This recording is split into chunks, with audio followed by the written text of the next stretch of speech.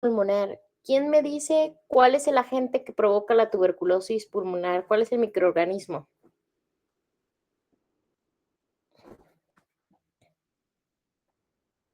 Los micobacterios. Mycobacterium tuberculosis. Puede haber otras micobacterias que les llamamos micobacterias no tuberculosas que pueden hacer una enfermedad muy parecida a tuberculosis pulmonar, pero estas no se van a diagnosticar de la misma forma, es mucho más difícil y el tratamiento también es diferente. Entonces, tuberculosis pulmonar es por Mycobacterium tuberculosis. ¿Cuáles son las otras que podrían causarlas?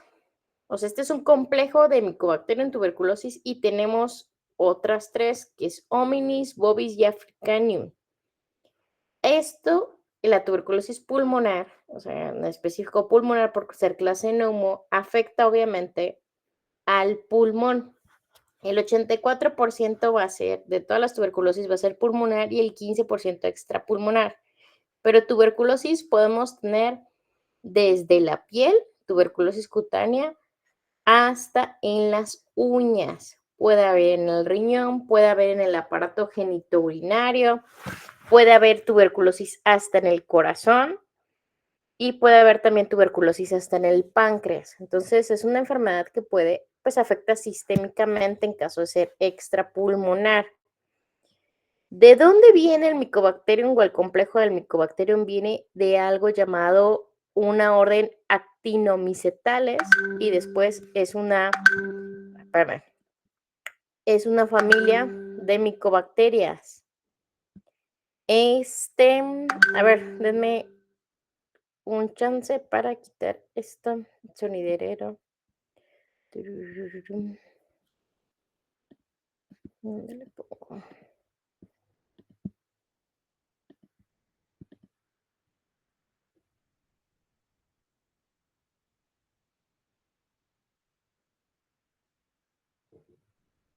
Ahí, evidente.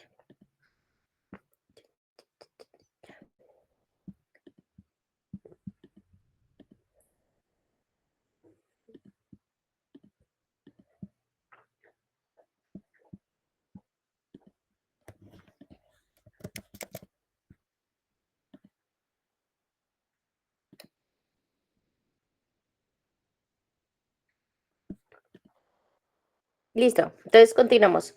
Y esta familia de Mycobacteriaceae va a tener un complejo, que es el que les mencionaba. Los tres primeros son los más frecuentes, que es tuberculosis, bovis y africanum. ¿Qué significa que este microorganismo sea VAR positivo? ¿Qué es un bacilo ácido alcohol resistente? Ok, Max. ¿Y cómo se ve o a qué se refiere eso, que es un bacilo alcohol resistente? Bueno, tendría que ser con la tinción de su membrana. Creo que tendría que. Es que bueno, ahí se llegaba a clasificar igual para Gram, pero por eso lo pues ponían bar, pero creo que tenía una coloración rosada, si no me recuerdo. Sí, son rojos, pero tenemos que hacer una tinción especial. No vamos a hacer la tinción gram, aunque sí se van a colorear en la tinción gram, si tienen un tipo de gram, pero nosotros tenemos que ocupar una tinción llamada tinción de Ziehl-Neelsen, que únicamente en esa tinción se van a pintar los bacilos que sean ácido alcohol resistentes y se van a pintar de rojito. Vamos a ver como unos palitos rojitos. Pero otras bacterias pueden llegar a tener esto, por ejemplo, nocardia. Pero nosotros hacemos este estudio de una manera súper rápida y ya tenemos pues el diagnóstico como tal. Se cree que un tercio de la población mundial está infectada cada año y podemos tener 9 millones nuevos de casos. En México, la verdad es muy frecuente, muy frecuente, o sea, es el pan de cada día. Y ustedes tienen una vacuna. ¿Cuál es la vacuna que ustedes tienen para la tuberculosis y para qué tuberculosis previene?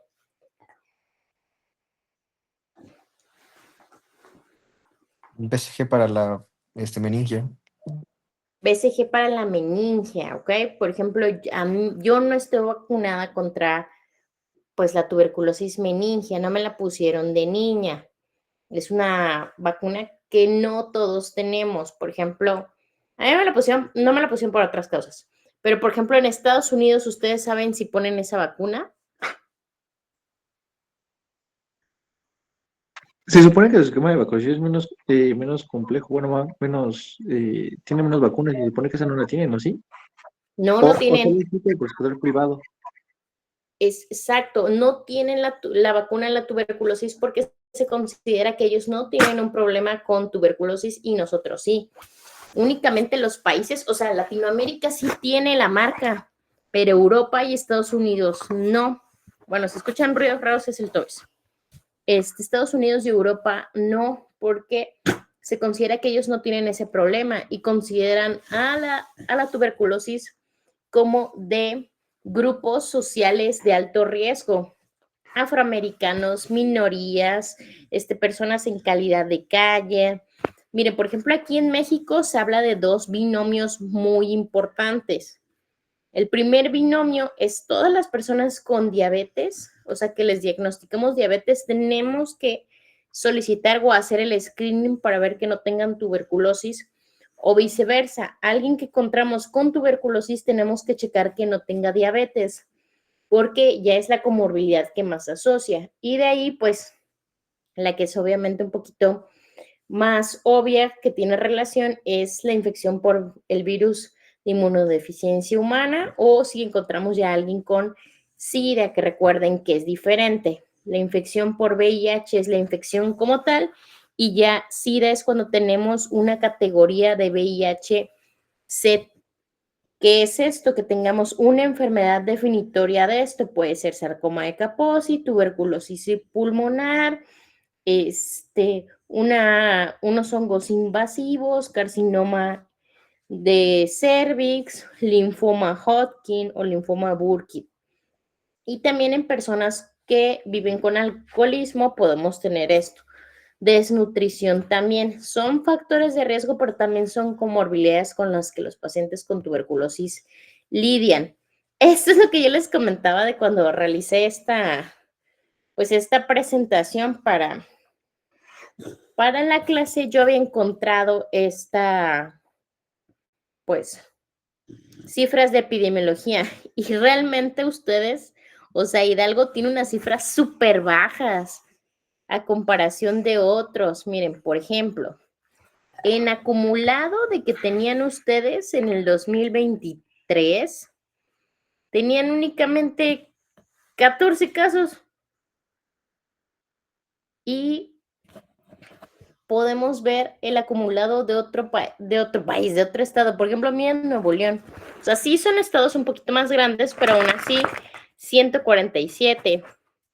Ahora vamos a ver dónde yo trabajo, 162 y al final el acumulado para 2024 era de 1,365. Está súper fuerte, pero aún así yo creo que sí pueden llegar a ver tuberculosis pulmonar en Hidalgo. Los factores de riesgo, aparte de los que comentamos de estas comorbilidades, también hay unos asociados a tuberculosis pulmonar. O sea, si conocemos a alguien que tiene tuberculosis, o a lo mejor ahorita que están yendo al hospital dicen, ¿me podré contagiar por haber hablado con el paciente? La verdad es que no. Para que nosotros nos contagiemos de tuberculosis pulmonar, ni siquiera yo, o sea, como médico, por tener un paciente internado con tuberculosis me puedo contagiar. Es un contacto cercano y de tiempo. O sea, por eso es siempre a los familiares. Y tiene que ser, ¿saben qué es el hacinamiento? Muchas personas viven en un mismo lugar, pues sí, todas juntas. Exacto, estas casitas, donde a lo mejor en un cuarto que no tiene puerta, están durmiendo unas 4 o 5 personas más o menos. Entonces, el hacinamiento es esto. ¿Qué otro lugar que no fuera una casa, o sea, que no fuera un hogar, por decirlo así, les parece que pudiera ser, pues, que pudiéramos hablar de hacinamiento? Una cárcel. una cárcel, exactamente. Entonces, las personas que están privadas de su libertad porque le deben algo a la sociedad, viven en hacinamiento. No sé si han visto las fotos de las cárceles de... ¿Dónde es que los están? Los de los maras es Guatemala. El que tienen el presidente que tiene un nombre raro. Nayib Bukele creo que es El Salvador. El Nicaragua. Salvador, exacto, sí son los O maras, Nicaragua. ¿no? Ajá, El No me acuerdo. Salvador, la verdad están súper hacinados, o sea, yo no sé en qué momento pues van a empezar a tener pues brotes de enfermedades porque yo he visto los videos y está cañón, pero aún así también nuestras cárceles, aunque tengan televisión y todo, sí se considera que están en hacinamiento. Algunos anexos, aunque a lo mejor no pasen tanto tiempo, también se considera que haber estado anexado puede ser un factor de riesgo para agarrar tuberculosis, o sea, para contagiarte. Los niños pueden ser más propensos, lactantes y niños menores de 4 años, y algunas congregaciones. También he visto infecciones así como que raras en algunas congregaciones religiosas, algunos retiros y todo, pero eso es sobre todo de cuestiones virales. Recuerden lo que les mencionaba, tuberculosis tiene que ser como que varios meses que estés o semanas que estés en contacto con esas personas. A menos que la tuberculosis que tenga el paciente pues sea como que muy fuerte y tus defensas estén muy bajas. Entonces, personas expuestas durante procedimientos médicos en pacientes con TB activa y todas las personas nombradas por el paciente como contactos cercanos durante el periodo infeccioso. Por ejemplo, vamos a agarrar a alguien del público. A ver. A ver, Demetrio, si yo te dijera así, que yo desafortunadamente te diagnosticara y te dijera, Demetrio, tienes tuberculosis pulmonar, necesito que me digas tus contactos cercanos para localizarlos. ¿Cómo cuántas personas crees que me dirías? ¿Cómo cuántas qué, perdón? Personas nombrarías. Si quieres no digas los nombres, pero ¿como cuántas serían? Pues estarían todos mis compañeros de la uni, Ujú. las personas de mi trabajo. Llevas mm, 24 compañeros de la uni y de los del trabajo, ¿cuántos son? Como, híjole, son muchos, como unos 50, yo creo. Ok, y pon tú que a lo mejor te llevas, no sé si tengas roomies o con quien vivas, ¿no? Y aparte esos, ahora imagínense, así es el dibujito. Demetrio, no sé, por ejemplo, nos dice su compañero del trabajo. Y ese compañero del trabajo probablemente también va a tener sus propios contactos. Entonces se va a ir haciendo una maraña y por eso la tuberculosis sigue tan latente. O sea, sí infecta. Y más, pongamos que de estos, bueno, de ustedes que son 24, hay alguien que ya se esté volviendo diabético, alguien que tenga diabetes, alguien que realmente le esté entrando mucho a las caguamas o alguien que no esté comiendo bien, puede pasar. Puede pasar a alguien que sea muy foráneo, que esté ahorita teniendo una mala racha, puede contagiarse de tuberculosis. Yo sí he tenido compañeros en la residencia o en el internado o hasta maestros que se han llegado a contagiar de tuberculosis, pero sí tienen uno de los factores de riesgo. Una de mis hermanas intentó, creo, como que adelgazar para su boda. Se estuvo mal pasando, se fue al servicio social a un lugar que se llama Martínez de la Torre y cuando la vimos ya andaba buscando su medicamento diario porque ya se había contagiado. Tuvo una maestra de terapia intensiva que en Cancún llegó a tener mal de pot, o sea, llegó a tener tuberculosis en la columna y aparentemente se contagió en la residencia. ¿Por qué? Porque ese es un momento donde las defensas te bajan, no comes bien, no duermes bien. Bueno, yo la verdad sí comí un montón y cuestiones así. Entonces, ahora piensen en la gente que desafortunadamente no puede tener las mismas oportunidades que nosotros y viven en un hacinamiento total. Es muy fácil contagiarse. Los últimos casos que yo he tenido, sí se sabe que su abuelito, su hermano, un niño pequeño tuvieron tuberculosis. La gente de manera coloquial les llama que tienen picado el pulmón, así les dice. O luego les comentan, les tienes que preguntar, oiga, ¿usted no va al centro de salud todos los días por un medicamento? Y es que sueltan la sopa. Entonces, en los niños, ¿cómo se ve? O en los niños, ¿cuál sería la definición operacional? Es que tengamos una tos de más de 2 semanas en ausencia de otra causa, fiebre, pérdida de peso y falla para crecer. No, el niño no va como que cumpliendo los percentiles que se esperan. En los adultos como nosotros es una tos persistente de más de 2 semanas. O sea, si ustedes conocen a alguien que ya lleva 2 semanas tosiendo, hay que checarlo bien, que sea productiva y ocasionalmente está acompañada de hemoptisis. ¿Saben qué es la hemoptisis? ¿Toser sangre? Toser sangre, o sea, escupir sangre, bueno, no escupir, expectorar sangre, puede ser desde un coágulo, puede mancharse el pañuelo como en las películas de sangre completamente, o puede pasar que a lo mejor sacamos, ay, voy a ser muy explícita, pero a lo mejor sacamos el gargao, por decirlo así, o sea, la plasta verde y en medio hay algo de sangre, entonces eso puede contar como hemoptisis. Va a haber otros síntomas que son los muy parecidos a los síntomas B, que es fiebre vespertina o nocturna y sudoración nocturna. Estos pacientes llegan a comentar que empapan las sábanas de su cama. Eso se conoce también como diaforesis nocturna. ¿Por qué creen que estos pacientes suden por la noche?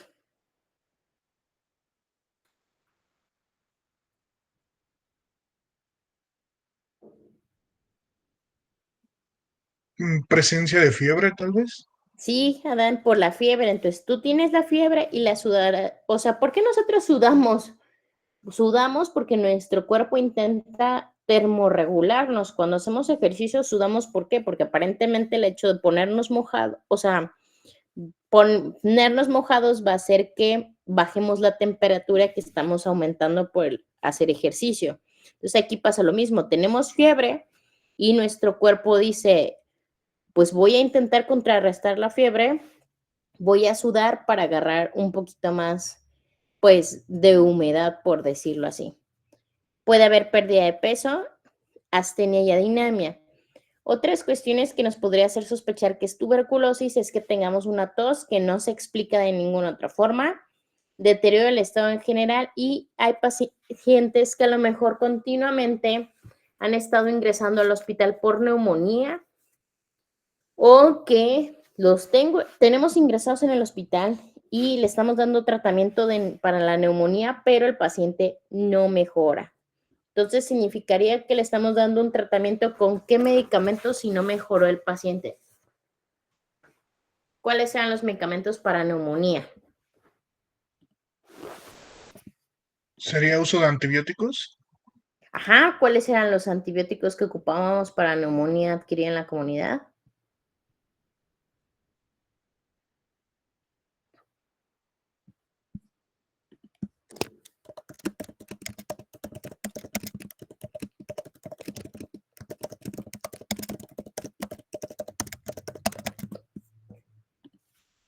Ceftriaxona, o sea, una cefalosporina de tercera generación más un macrólido. Ese es el esquema antimicrobiano de neumonía adquirida en la comunidad. ¿Qué otros datos clínicos debemos de checar? Que no sepamos explicar la fiebre o esta fiebre no va a mejorar con paracetamol. Es una fiebre constante.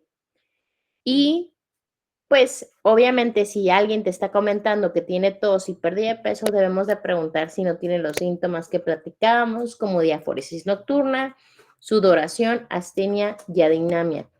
Es muy difícil lo de la fiebre. La gente casi siempre te menciona que tiene calentura por dentro. O ustedes mismos cuando han llegado a tener fiebre, lo que tienen son calosfríos, que comúnmente se les llama escalofríos. Entonces te empieza a temblar todo el cuerpo, a lo mejor quieres estar completamente tapado, tienes frío y no sabes por qué. Y pocas veces alguien pone el termómetro. Casi siempre cuando éramos niños nuestra mamá nos daba un besito en la frente y sabíamos que teníamos fiebre. Ella sabía que teníamos fiebre. pero es muy difícil que la cuantifiquen. Y quien sí, pues nos va a dar esa pauta que es, sobre todo por las tardes. Casi siempre se habla de que es aproximadamente a las 6 de la tarde. ¿Cómo es que pasa esto de la tuberculosis? Se supone que nosotros ya todos tuvimos exposición a la tuberculosis, que debemos de tener tuberculosis en nuestro sistema. ¿Ustedes cómo sí o sí lo tienen? Pues por la vacunación. Al vacunarlos, ya se les dio una porción de el Mycobacterium tuberculosis, pero para protegerlos, ¿ok? Pero vamos a ver cómo es que alguien se puede contagiar de tuberculosis. Entonces, tenemos un paciente que es bacilífero. ¿Qué significa? Que el hecho de cuando él tose va a expulsar gotitas de flush, o sea, la saliva, llenas de bacilos, y ese es el paciente que va a ser contagioso. Entonces, ¿cuáles son los pacientes que son contagiosos? Los que tienen tuberculosis pulmonar con un VAR positivo, o sea, que están bacilíferos. Va a haber gente que sepamos que tienen tuberculosis pulmonar, pero están en tratamiento y ya no expulsen bacilos, o sea, hay forma de saberlo. Y quien tenga tuberculosis laringea, que también expulse bacilos. Entonces, ¿qué significa? Que si tengo yo tuberculosis meningia, tuberculosis meningia miliar o tuberculosis renal, o la tuberculosis que ustedes quieran, que no sea laringe pulmonar, sobre todo la miliar, que es la que siempre genera esos como dudas, estos pacientes no son contagiosos. ¿Cuáles se deben de aislar? Estos dos que estamos comentando, y se debe hacer un estudio de VAR que buscamos que salga positivo. Entonces, había un paciente que está tosiendo estos bacilos. ¿Qué va a pasar con estos bacilos? Pues estos bacilos nosotros los vamos a inhalar, van a entrar a nuestro sistema. ¿Cómo se va a hacer esto? Pueden hacer una neumonitis, una adenitis o una linfagitis. Y aquí hay de dos opciones. Si nuestro paciente tiene una adecuada inmunidad, ese paciente va a hacer una calcificación de alguna de estas y puede ser un complejo arranque. O, ¿qué es lo que va a pasar? Podemos también, esto es como que el mejor parámetro, pero de aquí si entran los bacilos a nuestro sistema y nuestros macrófagos no pueden contener la infección como pasó acá, se van a ir a los ganglios. Y en el ganglio pueden hacer un complejo de Ghon que se puede calcificar. Pero ya estando en los ganglios se puede ir a la sangre, va a haber una respuesta inmune, puede empezar a hacer los granulomas y llenarse estos granulomas de micobacterias. Aquí si nosotros le hacemos una prueba de PPD a este paciente, va a salir positiva en un 90%, y eso nos va a hablar de que ese paciente tiene una tuberculosis latente, o sea que tiene ahí tuberculosis que nada más está esperando que el paciente tenga una inmunosupresión para florecer. Entonces, ¿cuándo creen ustedes que esté indicado hacer un PPD? El PPD no nos va a dar diagnóstico de tuberculosis activa, nos va a dar diagnóstico de tuberculosis latente. ¿A un paciente que estuvo expuesto? A un paciente que estuvo expuesto. Muy bien, de hecho en el examen nacional de residencia les ponen un paciente que vive con VIH, que está en tratamiento antirretroviral y que su hermano tiene tuberculosis. Le hacen un PPD y tiene un PPD de 15. Entonces, a ese paciente lo que se tiene que hacer es darle tratamiento de TB latente, que sí existe, que es con isoniazida. También a quien más, por ejemplo, a alguien que a lo mejor lo vamos a someter a un tratamiento que le puede bajar sus defensas, como el rituximab, que es un anticuerpo monoclonal que se ocupa, por ejemplo, para lupus o algunas anemias hemolíticas. Entonces se hace este screening para ver si el paciente tiene tuberculosis pues activa.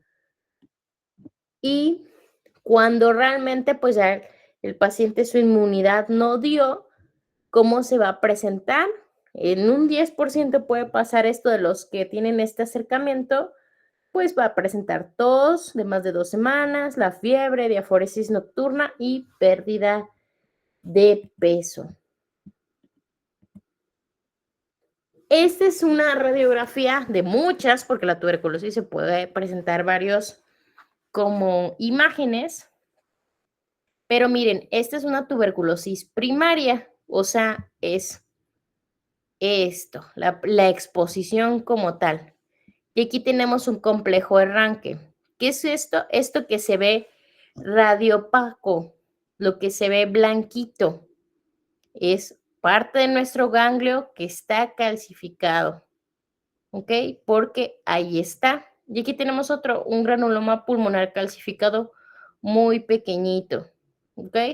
Entonces, eso no nos habla de una tuberculosis activa, nos habla que ya tuvimos una primoinfección y que afortunadamente, pues, no nos ha sucedido nada.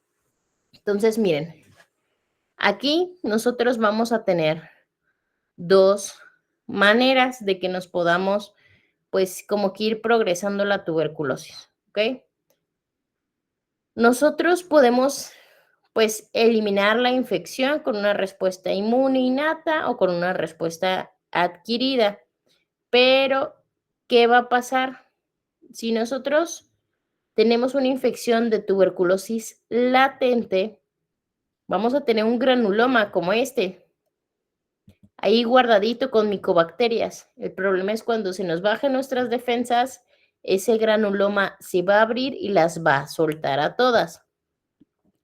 También, si se dan cuenta en esta imagen, ya se soltaron algunas micobacterias por ahí y pues es subclínico, o sea, todavía no nos da síntomas suficientes para sospecharlo hasta que ya tenemos toda la ocupación en, pues, el pulmón, ¿ok? Entonces, esta persona inhala las micobacterias, los bacilos. ¿Y por qué creen que estén como que los bacilos en esta parte del pulmón, en las ápices? ¿Por qué estará?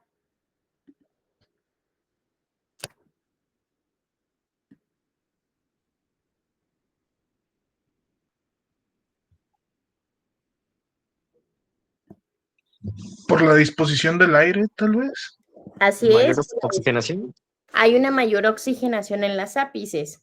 Entonces, se cree que la tuberculosis le gusta, pues, que haya bastante oxígeno y por eso es típico que las cavernas de tuberculosis las encontremos en los lóbulos apicales, en las ápices. Es muy raro que encontremos una caverna aquí en las bases, siempre es en los ápices. Entonces, miren, este que vemos aquí es un alvéolo. Pues ya ven las barritas como rojitas, son las micobacterias, tenemos un fagocito, tenemos el macrófago, que se supone que debería de comerse a las micobacterias, se la comió. Acá hay un monocito que lo hizo y también las células dendríticas, ¿no? Todos al final pues son macrófagos. Pero, ¿qué es lo que pasa aquí? Aquí hay una célula epitelial que si se dan cuenta, no pudo con la invasión de las micobacterias. Ya hay varios macrófagos que se han comido las micobacterias, pero al final, el que ronca del Tobis, no yo, Al final, esto de intentar comerte a las micobacterias hizo una maraña de macrófagos y generó un granuloma alrededor. O sea, el granuloma realmente ¿qué es? Es un vato que lo que quiso hacer es contener a las bacterias, o sea, encerrarlas y mantenerlas ahí.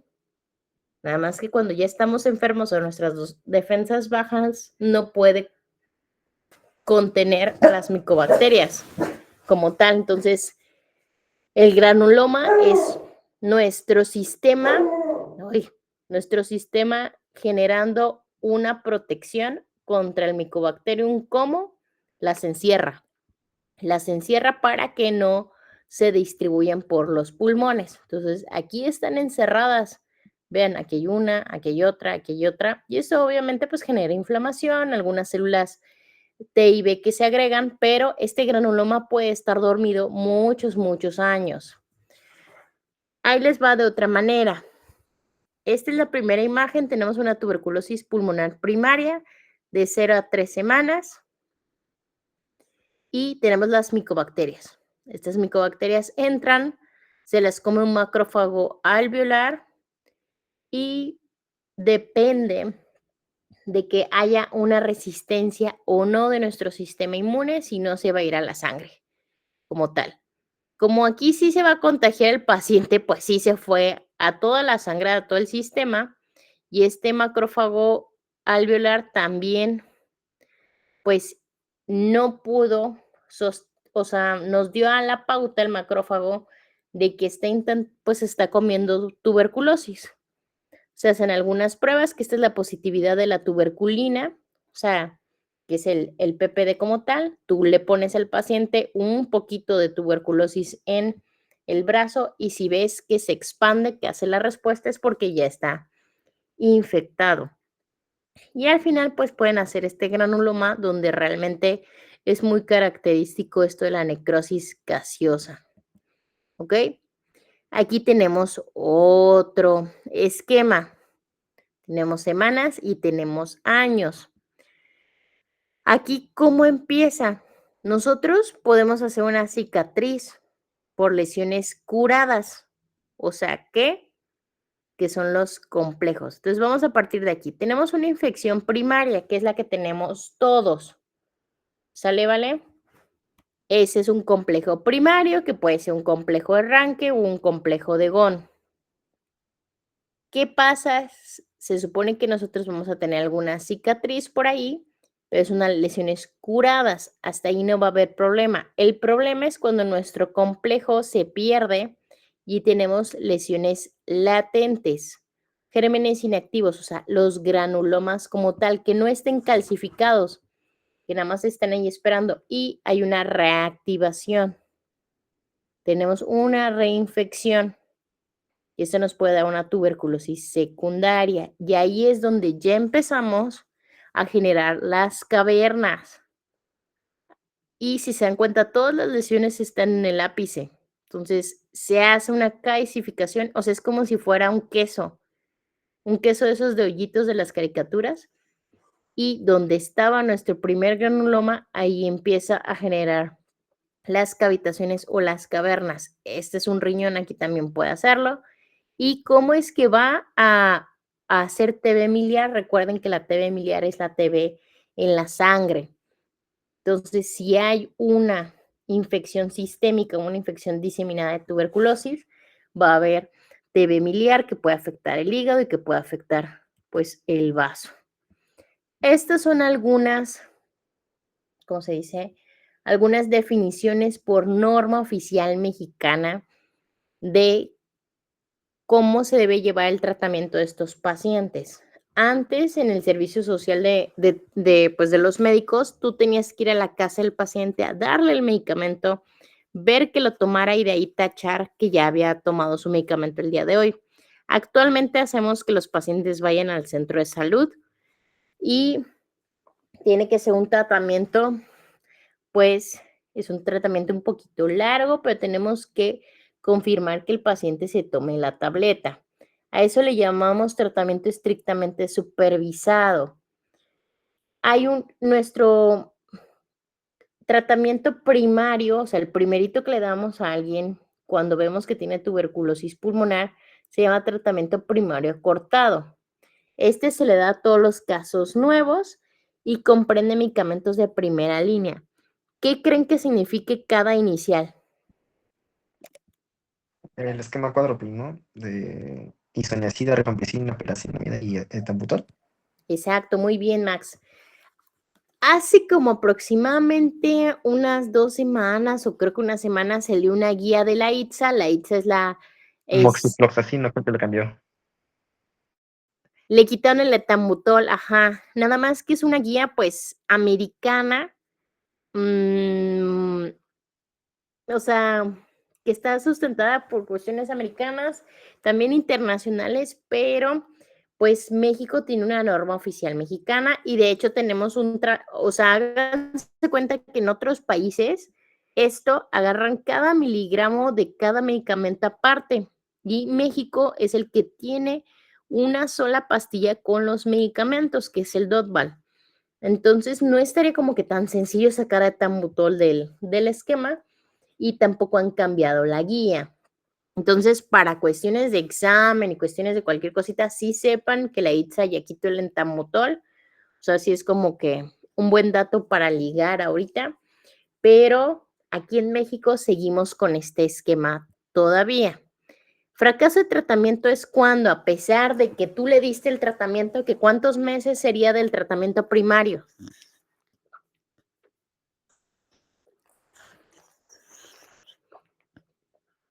El tratamiento primario, tengo entendido que son 6 meses. Exacto, muy bien, Adán, 6 meses. Igual los gringos andaban hablando, en el New England publicaron de darles 3 meses a los pacientes, pero aquí en México les damos 6 meses. Entonces, ahora imagínense a alguien que le dimos tratamiento por 6 meses y cuando le decimos que saque una flema, la saca, la mandamos a estudiar y otra vez tiene bacilos. Entonces, significa que no sirvió el tratamiento. ¿Qué creen que le esté pasando a ese paciente? ¿Por qué no habrá servido?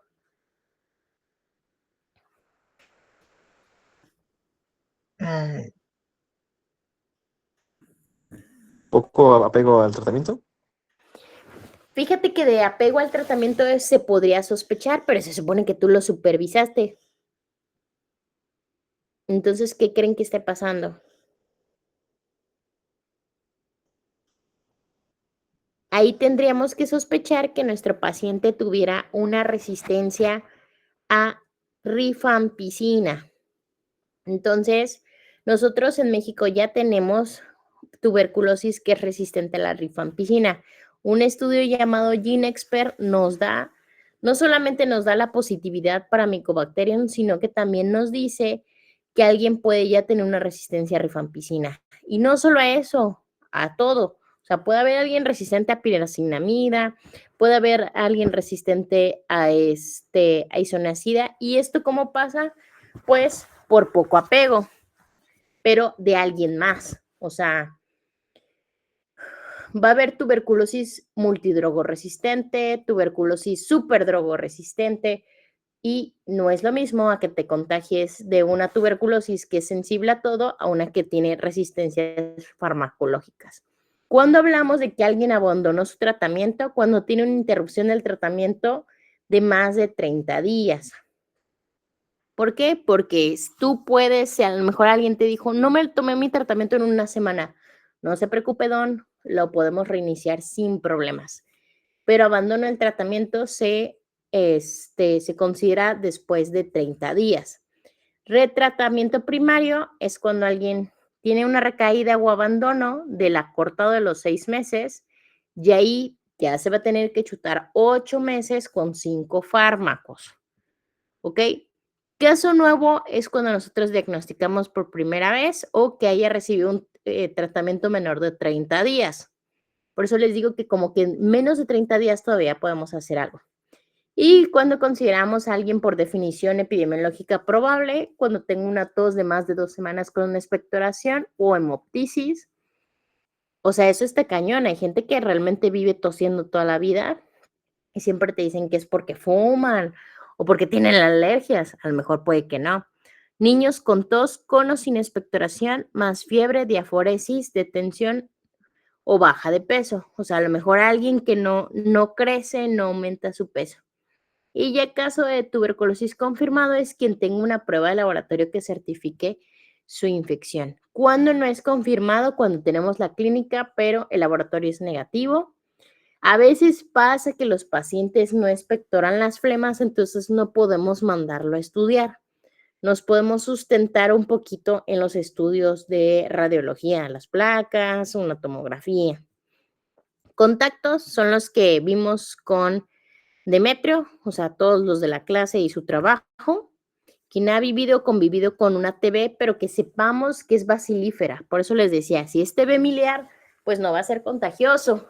A veces yo peleo mucho eso de que aíslan a la gente en los hospitales cuando no es ese tipo de tuberculosis. Y TB latente es quien tiene un granuloma y cómo lo detectamos por un PPD positivo. Pero para eso no debe tener clínica de tuberculosis y no debe tener una radiografía con tuberculosis. ¿Por qué? Porque si no estaríamos hablando de tuberculosis, pues, activa. Esto es lo que se le da a los pacientes con TB latente. Platicamos del caso del paciente que tenía un hermano con VIH. Entonces, ¿qué se hace? Se da isoniazida. También se le da a todos los contactos del paciente. Si viven 8 personas en un cuarto de 4x4, pues se les da a esas personas isoniazida. Cuando hablamos que alguien tuvo una recaída, cuando a pesar de que le dimos un tratamiento primario acortado, o sea, con el Dotval, tuvimos un VAR negativo, o sea, estaba curado por nosotros, cumplió sus 6 meses, de ahí empieza otra vez con síntomas pulmonares y le realizamos un estudio VAR o un cultivo y está positivo, eso hablamos de recaída. ¿Cuál es el cultivo para Mycobacterium tuberculosis?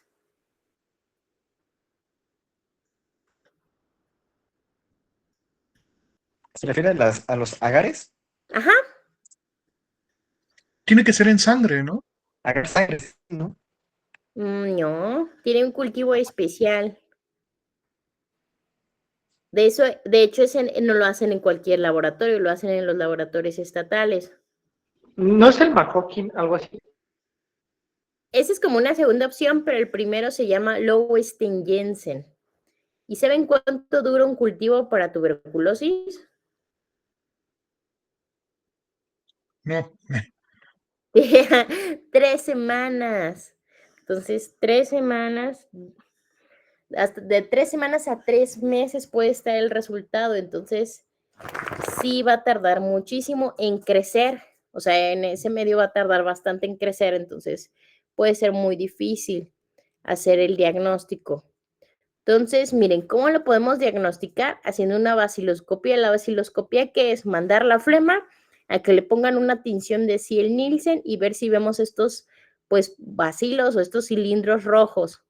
Si vemos más, o sea, si se ve un bacilo, si te reportan una cruz, es de que están viendo un bacilo por 100 campos. El diagnóstico se hace desde una cruz. Nadie tiene por qué tener bacilos ácido alcohol resistentes en las flemas. Si tienen de 1 a 10 bacilos en 50 campos y se debe realizar una prueba adicional 1 a 3 semanas en dado caso de que saliera negativo, porque a veces la gente únicamente nos da como que saliva, no nos da así el gallo bien y puede ser negativa a pesar de que tengamos las flemas. Las radiografías tienen una alta sensibilidad, pero son inespecíficas. ¿Qué creen que signifique eso de que tenga alta sensibilidad, pero no especificidad? Que sí va a responder activamente al cultivo, pero no es tan específico para ella. O sea, no necesariamente puede ser ella, ahora sí que Mycobacterium en este caso. Bueno, esa idea sí, la última idea está bien. O sea, hablamos de sensibilidad, esto es en pruebas de diagnóstico, sensibilidad y especificidad. Sensibilidad, ¿qué es? Es la posibilidad o la probabilidad de que tú con esa prueba detectes enfermos. Entonces, si vemos una radiografía y vemos una caverna, es muy probable que la persona tenga tuberculosis. Pero si no vemos la caverna, no significa que el paciente no tenga tuberculosis que no tenga tuberculosis. Entonces, las mejores pruebas son las que tienen una sensibilidad alta y una especificidad alta también. La sensibilidad detecta enfermos y la especificidad sanos. Entonces, pues las placas sí, pues qué fácil cuando vemos una caverna, ahorita se las voy a enseñar, pero ¿qué pasa cuando tenemos una radiografía casi normal? O sea, es característico, pero no patoneumónico. Y aparte las cavernas se pueden dar por otras cosas como hongos. El gol estándar, miren, aquí está, es el cultivo de Lowenstein Jensen y este se solicita en personas que tienen tuberculosis resistente. O sea, alguien que tuvo fracaso. ¿Por qué? Porque necesitamos ver la sensibilidad de la bacteria, o sea, cuáles van a ser los antibióticos que nos van a servir. Por ejemplo, A veces puedes dar levofloxacino, streptomicina. Es orientado con el cultivo. O quien tenga un VAR negativo, pero sospecha clínica. La PCR es la prueba con mayor sensibilidad y es la más rápida. Esto es lo que yo les llamo GeneXpert. No debe de ser de forma rutinaria. A mí sí me gusta mandarla de forma rutinaria. ¿Y cuál es el problema? Que si casi nunca expectoran los pacientes. Entonces, se debe de mandar de flema. Se puede, o sea, no puedes mandarla de sangre. O sea, no tiene mucha sensibilidad mandar la sangre de alguien a ese estudio. Porque no estás pensando en TV miliar y la otra no funciona así. Entonces, realmente sería mandar una PCR del esputo del paciente para ver si sale positiva. ¿Ok? Y cuando nosotros debemos de esperar los resultados, o sea, ya le estoy dando el tratamiento al paciente y cuando debo de seguirlo, o sea, se hace una prueba cada mes y se espera que para el segundo mes de tratamiento, si son 6 meses, para el segundo mes ya esté negativo, o sea, que tenga una buena respuesta. Así es como se ve, por eso yo les comentaba que si se ven rojitos, se ven unos palitos rojitos en esta tinción, es la tinción de Ziel-Nielsen. Se puede hacer esta tinción de Ziel-Nielsen en cualquier muestra, menos en orina. ¿Por qué? Porque hay algunos bacilos que se pueden confundir. Se hace cada mes para el control del tratamiento. Estas son las equivalencias con respecto a las cruces y se considera positiva, aunque no haya todos estos bacilos y solo haya uno, tiene tuberculosis ese paciente.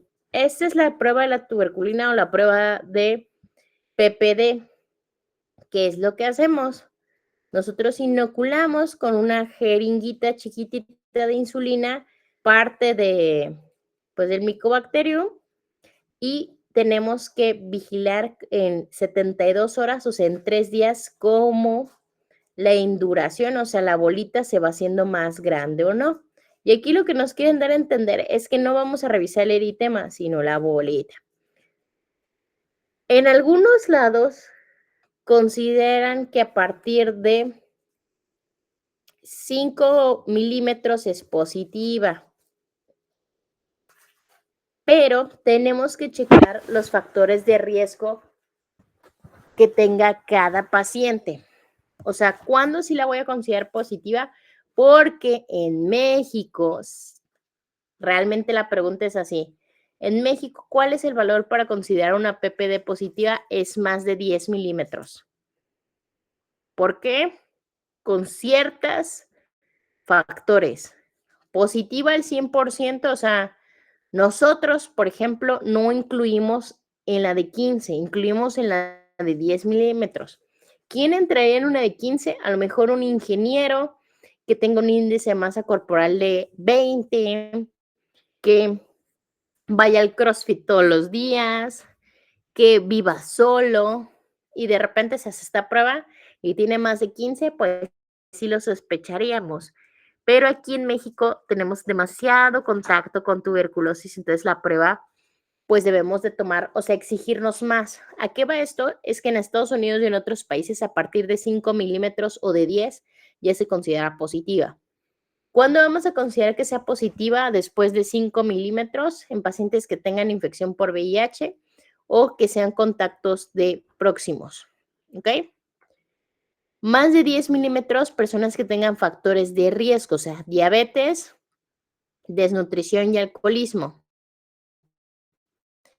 Historia de drogas o personas que viven en, pues, asilos, en prisiones. Personal sanitario, o sea, si nosotros tenemos 11 de PPD, hay que considerar que tenemos tuberculosis latente. Los falsos negativos, o sea, ¿quién puede no aumentar su induración a pesar de tenerla? Edades extremas, personas con inmunodeficiencia y alergia cutánea, o sea, que no tengan como que respuesta a esto. Y alguien que hizo mal la técnica. Y los falsos positivos, el hecho que tengas pues la vacuna de la BCG, infección por otras micobacterias, igual mala técnica. Entonces, creo que hasta aquí corta la hora, ¿verdad, jefe.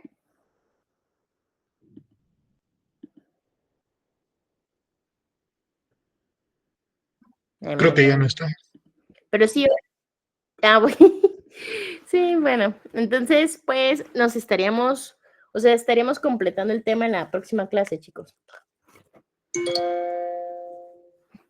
Y Gracias, Doc. entonces me despido. Sí, adiós.